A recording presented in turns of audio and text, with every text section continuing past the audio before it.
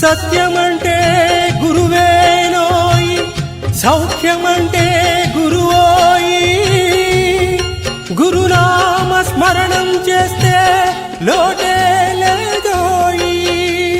శుభమందరికి సుఖమందరికి కావాలన్నదే గురు సంకల్పం. శుభమందరికి సుఖమందరికి కావాలన్నదే గురు సంకల్పం. అవతరించినాడందులకే మన ఆసారాం బాపూజీ. అవతరించినాడందులకే మన ఆసారాం బాపూజీ.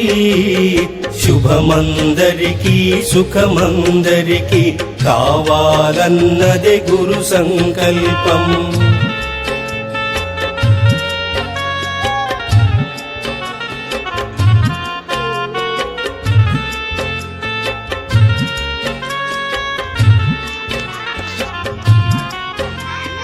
నవభారతమును తీర్చిదిద్దుటకు అవతరించినాడా మహనీయుడు. యోగ సిద్ధుడై జ్ఞానశుద్ధుడై రాగత్యాగియగు మాననీయుడు. శుభమందరికి సుఖమందరికి కావాలన్నదే గురు సంకల్పం.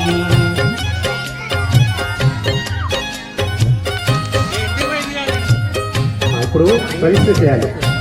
పరీక్ష యాని కాని చ పాపాని తాను సర్వాన్ని నశ్యంతి. ప్రదక్షిణం చేయాలి, 3 ప్రదక్షిణాలు చేయాలి.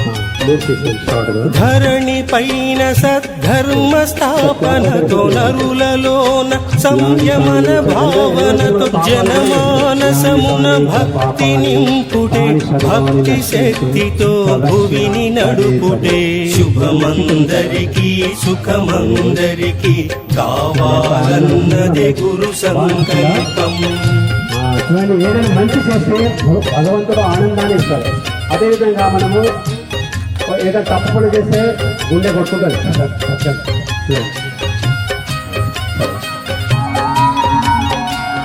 సతీ సావిత్రి అనసూయలవలె, శబరి మీరా సుమతి సతులవలె, భారత నారీ మణులు జగతిలో ఖ్యాతిగాంచుటే గురు సంకల్పం. శుభమందరికి సుఖమందరికి కావాలన్నదే గురు సంకల్పం.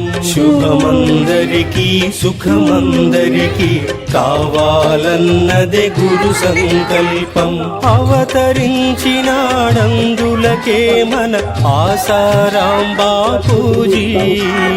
అవతరించినాడందులకే మన ఆసారాం బాపూజీ.